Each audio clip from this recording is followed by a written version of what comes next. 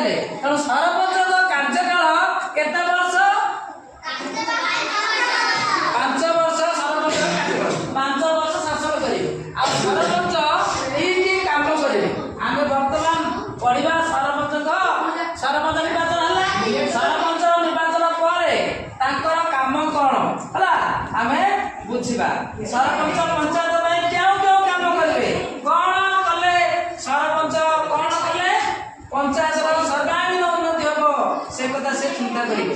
ଆଉ ସରପଞ୍ଚ ଯୋଉ ପଞ୍ଚାୟତ ପାଇଁ କାମ କରିବେ ଅର୍ଥ ଖର୍ଚ୍ଚ କରିବା ପାଇଁ ପଇସା କେଉଁଠୁ ଆସିବ ଆମେ ଏଇ ପାଠରୁ ଶିଖିବା। ବର୍ତ୍ତମାନ ଆମେ ସରପଞ୍ଚଙ୍କ କାର୍ଯ୍ୟକାଳ ଜାଣିଲେ। ସରପଞ୍ଚ କାର୍ଯ୍ୟକାଳ କେତେ ବର୍ଷ? 5 ବର୍ଷ ପର୍ଯ୍ୟନ୍ତ ସେ ଶାସନ କରିବେ ହେଲା। ତାଙ୍କୁ କାମରେ ସହଯୋଗ କରିବା ପାଇଁ ଆଉ ଜଣେ ଥାଆନ୍ତି, ତାଙ୍କୁ କୁହାଯାଏ ନାୟକ ସରପଞ୍ଚ। କଣ କୁହାଯାଏ? ସରପଞ୍ଚଙ୍କ ଅନୁପସ୍ଥିତିରେ ନାୟକ ସରପଞ୍ଚ କାମ କରନ୍ତି। ଯେମିତି ସରପଞ୍ଚ ଭୋଟ ଆମେ ବାଛିଲେ ସେ ନାୟକ ସରପଞ୍ଚ ଆଉ ୱାର୍ଡ ମେମ୍ବର ଭୋଟ ହୁଏ।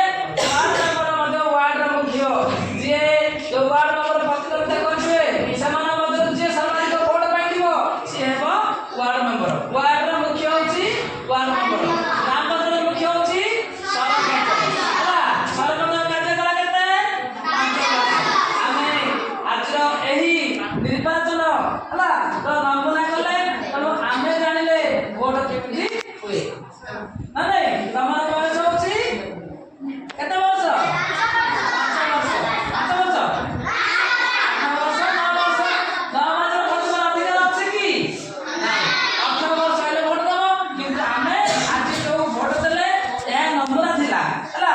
ଏଇଭଳି ପ୍ରତିଦ୍ୱନ୍ଦିତା ବଛାଯାଏ ବୋଲି ଆମେ ଜାଣିଲେ ଶିଖିଲେ ହେଲା। ବୁଝିପାରିଲେ ନା ନାଇଁ? ଏଇଭଳି ସରପଞ୍ଚ ବଛା ହୁଏ ଆଉ ପ୍ରତିଦ୍ୱନ୍ଦିତା ବଛାଯାଏ ଜାଣିଲେ। ଧନ୍ୟବାଦ।